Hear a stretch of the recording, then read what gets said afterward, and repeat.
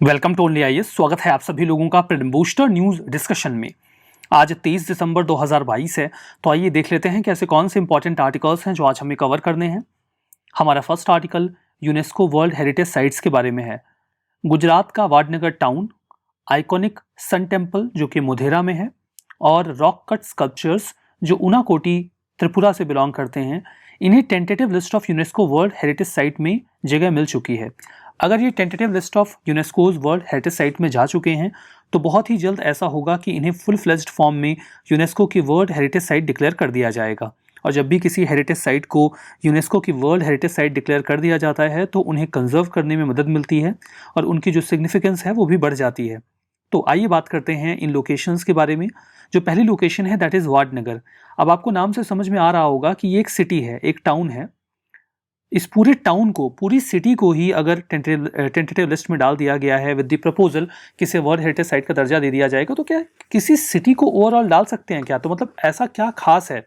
देखिए, ये जो वाडनगर है ये एक म्यूनसिपैलिटी है जो कि मेहसाना डिस्ट्रिक्ट में गुजरात में आपको मिल जाएगी। अगर आप वाडनगर की हिस्ट्री को देखेंगे तो आप इसकी सिग्निफिकेंस को भी समझ जाएंगे कि आखिर इतने बड़े पूरे एरिया को क्यों टेंटेटिव लिस्ट में डाल दिया गया। इसकी जो हिस्ट्री है वो 8th सेंचुरी BCE से आप एक्सटेंड कर सकते हो, लेकिन मतलब कहने का मतलब ये है कि आज से 2800 साल पहले से आप इसकी हिस्ट्री ट्रेस कर सकते हो। 2000 साल आगे और 800 साल BC, 8th सेंचुरी BC हम बोल रहे हैं तो 800 साल आप पीछे जाओगे। जो टाउन है वो समय के साथ धीमे धीमे इवॉल्व हुआ है।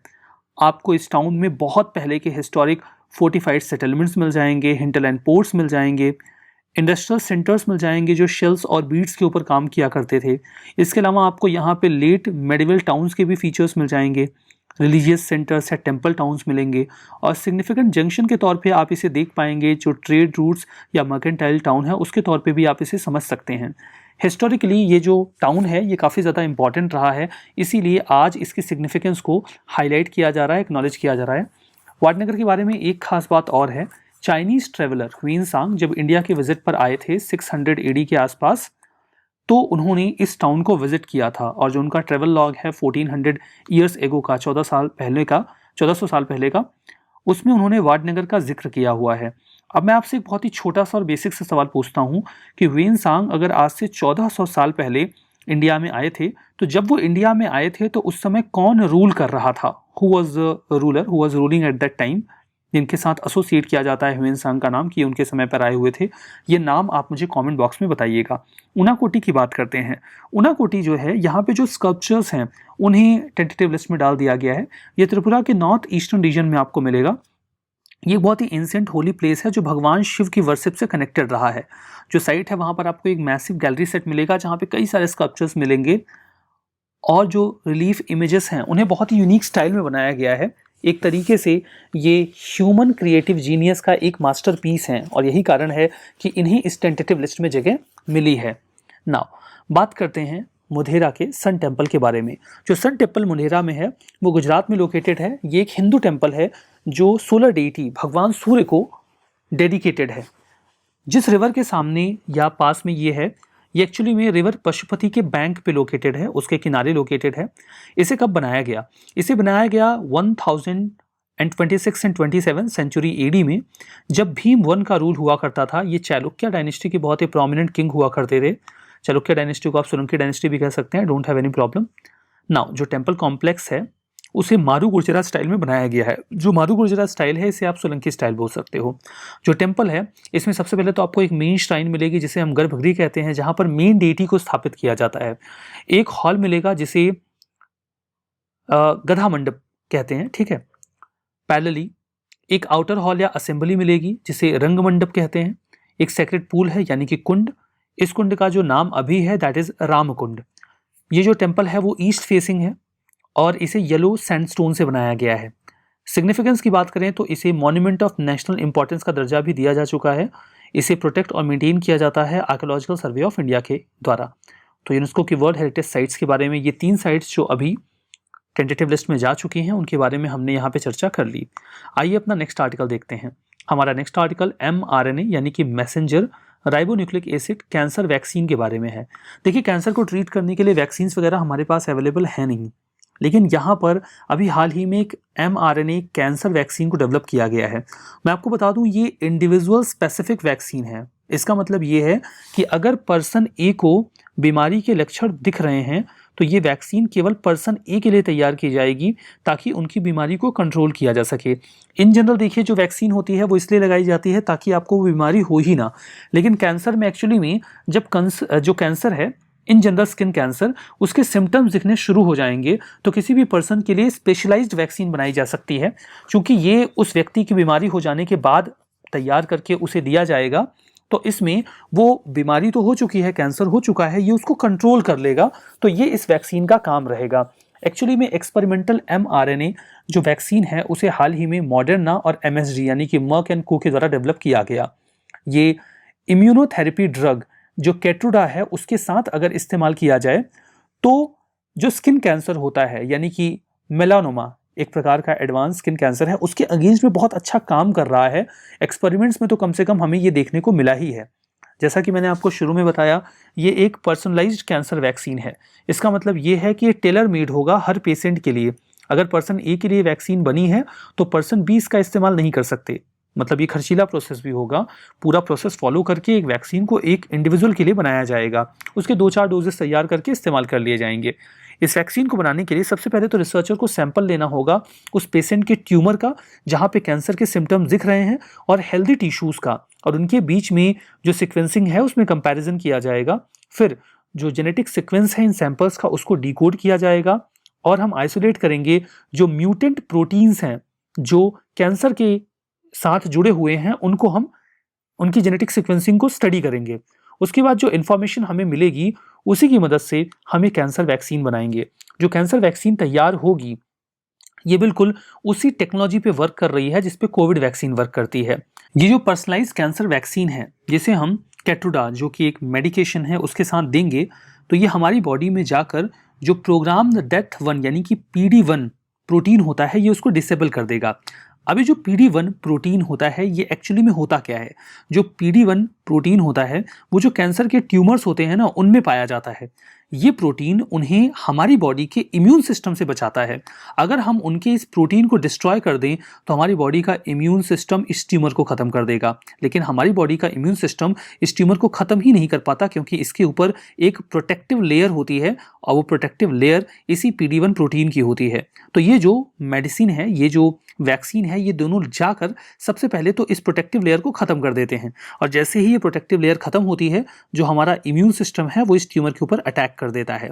जब पेशेंट में इस कैंसर वैक्सीन को इंजेक्ट किया जाएगा तो ये हमारी सेल्स को जाकर एक मैन्युफैक्चरिंग प्लांट में कन्वर्ट कर देगा। हमारी खुद की सेल्स एक्चुअली में जो म्यूटेशन है कैंसर का उसकी कॉपीज बनाना शुरू कर देगा और उन कॉपीज की मदद से जो हमारा इम्यून सिस्टम है वो ट्यूमर को आइडेंटिफाई करके उसकी सेल्स को डिस्ट्रॉय करने में कैपेबल बन जाएगा।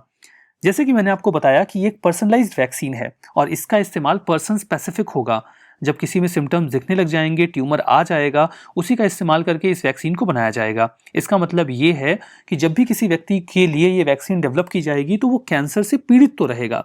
तो वैक्सीन ने ये दिखाया है कि अगर किसी को ये वैक्सीन दी जाती है तो उसकी जान जाने का खतरा 44% कम हो जाता है। कैंसर में देखिए मेडिकेशंस काम नहीं करते, वैक्सीन्स काम नहीं करती, तो अगर कोई मेडिकेशन, कोई वैक्सीन 44% जो डेथ का खतरा है उसको कम कर रहा है, this is significant, that's important. और इसमें जो प्रोग्रेस है उसको भी, कैंसर की प्रोग्रेस को भी रोकने में ये कैपेबल है। इससे हम कई अन्य प्रकार के, जैसे अभी तो ये काइंड ऑफ स्किन कैंसर पे काम कर रहा है, इसकी मदद से हम आने वाले कई अन्य प्रकार के कैंसर को भी टारगेट कर सकते हैं और उनको ट्रीट करने की कोशिश कर सकते हैं। तो ये तो पूरा mRNA कैंसर वैक्सीन के बारे में बात हो गई। हमारा जो नेक्स्ट आर्टिकल है वो डोकरा मेटल क्राफ्ट के बारे में है। लाल बाजार डोकरा मेटल क्राफ्ट के लिए काफ़ी फेमस हो रहा है। 2 प्लेसेस हैं जो काफ़ी फेमस हैं वेस्ट बंगाल में डोकरा वर्क के लिए, एक तो बिकना और दूसरा दरियापुर। इसी रेफरेंस में ये न्यूज़ आई थी। 2018 में जो डोकरा क्राफ्ट है वेस्ट बंगाल में उसे GI टैग भी मिला था। आइए जानते हैं डोकरा क्राफ्ट के बारे में। डोकरा एक एंशिएंट ट्रेडिशन का क्राफ्ट है जो आज से 5000 साल पहले अपना ओरिजिन ट्रेस करता है। इंडस वैली सिविलाइजेशन में हमें डोकरा क्राफ्ट के जो ट्रेसेस हैं वो मिलते हैं। अब आपके मन में सवाल होगा कि इंडस वैली सिविलाइजेशन में आखिर हमें ऐसा क्या मिला जिसे हम डोकरा मेटल क्राफ्ट से कनेक्ट कर रहे हैं वो अभी मैं आपको बता दूंगा, एंड गेट टू नो। जो डोकरा है, जिसे डोकरा या फिर धोकरा या फिर डोकरा आप दोनों कह सकते हो, ये non ferrous metal casting technique है या एक मैकेनिज्म है जिसमें हम लॉस्ट वैक्स टेक्निक का इस्तेमाल करते हैं। नॉन फेरस का मतलब ये है कि इसका इस्तेमाल करके हम लोहे की चीजें नहीं बनाते, बल्कि कुछ भी ऐसा बनाते हैं जिसमें लोहे का इस्तेमाल ना हो। तो इसमें कॉपर, ब्रोंज इसका इस्तेमाल किया जाता है, लोहे का इस्तेमाल नहीं किया जाता। तो लॉस्ट वैक्स कास्टिंग टेक्निक में क्या होता है कि आप मोम से कोई क्राफ्ट बना लो। अब देखिए, मोम से किसी क्राफ्ट को बना पाना आसान होगा क्योंकि आप उसमें बड़े आराम से कार्विंग कर सकते हो। आपने मोम से क्राफ्ट बनाया, अब आप इसके ऊपर एक मिट्टी की लेयर लगा दो, ठीक है। मिट्टी की लेयर लगा के आप मिट्टी की लेयर को पका दो। तो जब आप मिट्टी की लेयर सूख जाए और आप जब उसको गर्म करोगे तो मिट्टी पकेगी और ये जो पूरा मोम है ये पिघल के बाहर आ जाएगा। अब आप इस मोम की जगह पे जो मेटल है, जो नॉन फेरस मेटल है, उसको भर दो, तो जो आपने मोम से स्ट्रक्चर बनाया होगा वही यहाँ पर आपको मिल जाएगा। अब इसमें कुछ स्पेसिफिक टेक्निक्स का भी इस्तेमाल किया जाता है, इट्स लिटिल बिट डिफरेंट। ये तो मैंने आपको स्पेसिफिकली बताया कि लॉस्ट वैक्स टेक्निक कैसे काम करती है। मेटल कास्टिंग ये टेक्निक इंडिया में तो 4000 साल पहले से इस्तेमाल हो रही है, यानी कि 2000 आगे आ जाओ और 2000 पीछे इंडस वैली सिविलाइजेशन के समय से इसका इस्तेमाल हो रहा है। जो ये डोकरा आर्टिशंस होते हैं, इनके द्वारा बनाए गए जो प्रोडक्ट्स होते हैं, इनकी डिमांड काफ़ी ज़्यादा है, ना केवल डोमेस्टिक मार्केट में बल्कि फॉरेन मार्केट में भी। इनकी जो प्रिमिटिव सिंप्लिसिटी है बनाने की और फोक मोटिव्स को या बहुत ही अच्छी तरीके से लोग बनाते हैं। Dokra horses, elephants, peacocks, owls, religious images, measuring bowls, lamps, caskets, इन सभी को काफ़ी अप्रिशिएट किया जाता है। अब यहाँ पर देखिए, जो डोकरा है ये एंशिएंट बेल मेटल क्राफ्ट के नाम से भी पुकारा जाता है, जिसे ओझा जो मेटल स्मिथ हुआ करते थे झारखंड, छत्तीसगढ़, उड़ीसा, वेस्ट बंगाल, तेलंगाना, ये सभी लोग इसका इस्तेमाल करते हैं। इसे वही बेल मेटल क्राफ्ट के नाम से भी पुकारते हैं। जो डोकरा है या धोकरा है, ये एक्चुअली में ढोकरा धमार ट्राइब से अपना नाम ओरिजिनेट करता है, जो वेस्ट बंगाल में पाए जाते हैं और वो इस आर्ट क्राफ्ट को प्रैक्टिस करते हैं। जो डोकरा आर्टिफैक्ट्स होते हैं ये ब्रास से बनाए जाते हैं। इनका यूनिक फीचर ये है कि इनके द्वारा जो भी प्रोडक्ट्स बनाए जाते हैं उनमें कोई जॉइंट नहीं होता, वो एक सिंगल पीस ऑफ मेटल होते हैं और हर फिगर जो होता है वो तैयार होने में लगभग 1 महीने का समय ले लेता है। जैसे कि मैंने कहा कि इंडस वैली सिविलाइजेशन से इसका ओरिजिन ट्रेस किया जाता है, तो इंडस वैली सिविलाइजेशन के बारे में आप जब भी पढ़ते हो तो आपने डांसिंग गर्ल के बारे में पढ़ा होगा। जो डांसिंग गर्ल का फिगरीन हमें मिलता है वो एक्चुअली में डोकरा आर्टिफैक्ट का ही एक एग्जाम्पल है। तो आपने डांसिंग गर्ल के बारे में तो पढ़ा होगा, बट मे बी आपको ये ना पता हो कि ये डोकरा आर्टिफैक्ट ही है एक डांसिंग गर्ल, ठीक है। हमारा जो नेक्स्ट आर्टिकल है वो BF7 वेरिएंट जो कोरोना वायरस का है उसके बारे में है। कोविड-19 का इन्फेक्शन एक बार चाइना में बहुत तेजी से फिर से बढ़ने लगा है और दुनिया में सबसे बड़ी अपसर्ज वहाँ पे देखने को मिल रही है। अभी हाल ही में जो रिपोर्ट आई है उसके अकॉर्डिंग वहाँ पे एक दिन में 37 मिलियन लोग इन्फेक्ट हो रहे हैं और ये दुनिया में कोविड-19 से इन्फेक्ट होने वाले लोगों की संख्या में सबसे बड़ा नंबर है। ऐसा माना जा रहा है कि ये ओमिक्रॉन के एक सब वेरिएंट BF7 की वजह से हो रहा है और इसका खतरा इंडिया में भी हो सकता है, इसीलिए इंडिया में प्रिकॉशंस लिए जा रहे हैं। ये बहुत ही डोमिनेंट वायरस स्ट्रेन है जो चाइना में बहुत ज़्यादा प्रभावी है और ओमिक्रॉन का सब वेरिएंट है। ये पिछले 1 साल से सर्कुलेशन में है और अब चाइना में बर्बादी का कारण बनता जा रहा है। ओमिक्रॉन के वैसे तो 500 से ज़्यादा सब वेरिएंट सर्कुलेशन में है, लेकिन BF7 जो इसका एग्जैक्ट नाम BA.5.2.1.7 है, उसे ही हम शॉर्ट में BF7 कह रहे हैं। ये BA.5 का सब वेरिएंट है। BF.7 ऐसा नहीं कि चाइना में ही तबाही मचा रहा है। जो केसेस अक्टूबर में आए USA में 2022 में, उसमें 5% केसेस यही BF.7 के थे और 7% केसेस जो UK में आए वो भी BF.7 के थे। तो ऐसा नहीं है कि ये वेरिएंट केवल चाइना में है और बाकी जगहों पर इसका प्रकोप या प्रभाव है ही नहीं, ये कहना गलत है। जो वायरस है वो म्यूटेट करके अपने सब वेरिएंट्स बनाता है, कई सारे लिनिएज को चेंज कर लेता है।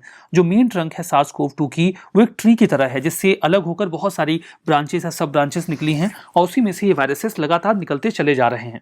एक रिसर्च में, स्टडी में ये रिपोर्ट किया गया कि जो BF7 वेरिएंट है ये जो मेन वायरस हुआ करता था जो वुहान में जनरेट हुआ था उसकी तुलना में 4.4 टाइम्स ज़्यादा रेजिस्टेंस को न्यूट्रलाइज करने की कैपेसिटी रखता है। जो ओरिजिनल वेरिएंट है D614G वेरिएंट, उसकी तुलना में ये 4.4 टाइम्स ज़्यादा रेजिस्टेंस जो भी क्रिएट होता है बिकॉज ऑफ वैक्सीन और एनीथिंग एल्स, ये उसको काउंटर कर सकता है। और हाई न्यूट्रलाइजेशन रेजिस्टेंस का मतलब बिल्कुल यही है कि जो वेरिएंट है वो पॉपुलेशन में तेज़ी से फैल सकता है। जो वायरस है वो बहुत तेज़ी से मल्टीप्लाई करते हैं खुद को और मल्टीप्लाई करते वक्त कई बार ये खुद की एग्जैक्ट कॉपी नहीं बना पाते और जब ये खुद की एग्जैक्ट कॉपी नहीं बना पाते तो जो कॉपी बनती है वो थोड़ी डिफरेंट हो जाती है और ये जो डिफरेंस आता है यही म्यूटेशन का कॉज बन जाता है और इसी म्यूटेशन से नए नए वेरिएंट्स क्रिएट होते हैं। तो ये तो हो गया पूरा आर्टिकल इस बारे में। हमारा जो नेक्स्ट आर्टिकल है वो इंडिया सेमीकंडक्टर मिशन के बारे में है। Minister of state for electronics and information tech ने हाल ही में लोकसभा को इंडिया सेमीकंडक्टर मिशन के बारे में जानकारी दी। इंडिया सेमीकंडक्टर मिशन, इसे इंडिपेंडेंट बिजनेस डिवीजन के तौर पे तैयार किया गया डिजिटल इंडिया कॉर्पोरेशन के एम्बिट में। अगर आपके मन में सवाल है कि डिजिटल इंडिया कॉर्पोरेशन क्या है, तो मैं बता दूं कि जो डिजिटल इंडिया कॉर्पोरेशन है ये एक नॉट फॉर प्रॉफिट कंपनी है, जिसे MeitY ने यानी कि ministry of electronics and information tech ने सेक्शन 8 का इस्तेमाल करके कंपनीज एक्ट ऑफ 2013 को बनाया था। और इसी के एम्बिट में एक इंडिपेंडेंट बिजनेस डिवीजन है, क्या? India semiconductor mission. इसका काम क्या है? ये एक एडमिनिस्ट्रेटिव और फाइनेंशियल पावर कंटेन करता है, जिसके पास रिस्पॉन्सिबिलिटी है कि इंडिया के सेमीकंडक्टर इकोसिस्टम को बेहतर बनाया जाए, जहां पर हम सेमीकंडक्टर की मैन्युफैक्चरिंग, पैकेजिंग और डिजाइन को बेहतर कर सकें। सेमीकंडक्टर्स क्या होते हैं? जो इलेक्ट्रॉनिक डिवाइसेस बनती हैं, मोबाइल फोन या एनीथिंग अदर्स, ये बिल्डिंग ब्लॉक होता है। सेमीकंडक्टर्स का इस्तेमाल किया जाता है इस प्रकार के डिवाइसेस को बनाने के लिए। चूंकि इंडिया में सेमीकंडक्टर का इकोसिस्टम वीक है, इसीलिए इस प्रकार के डिवाइसेस के लिए हम चाइना पे बहुत ज़्यादा डिपेंडेंट हैं। लेकिन हम अपनी डिपेंडेंसी कम करना चाहते हैं और इसीलिए इंडिया में सेमीकंडक्टर मिशन चला के सेमीकंडक्टर की मैन्युफैक्चरिंग को एनहेंस करने की कोशिश की जा रही है। तो ये जो डिवीजन है ना, ये सेमीकंडक्टर मिशन के लिए भी एक नोडल एजेंसी की तरह काम कर रहा है और सेमीकॉन इंडिया प्रोग्राम के लिए भी ये एक नोडल एजेंसी की तरह काम कर रहा है। इस प्रोग्राम के बारे में भी मैं भी आपको बताता हूँ। कंपोजिशन की बात करें तो इसके पास अपना एक एडवाइजरी बोर्ड होता है, जिसमें कुछ लीडिंग ग्लोबल एक्सपर्ट्स होते हैं सेमीकंडक्टर फील्ड के। अब यहाँ पर अगर हम बात करते हैं सेमीकॉन इंडिया प्रोग्राम के बारे में, तो 2021 में शुरू किया गया था। इसका भी पर्पज़ वही है कि इंडिया में जो डिस्प्ले और सेमीकंडक्टर मैन्युफैक्चरिंग है उसे इन्हेंस किया जाए, सेमीकंडक्टर्स के फील्ड में इन्वेस्टमेंट हो, मैन्युफैक्चरिंग डिज़ाइन और इकोसिस्टम को बेहतर किया जाए। तो हमारा आज का ये सेशन यहाँ पे समाप्त होता है। बहुत बहुत धन्यवाद।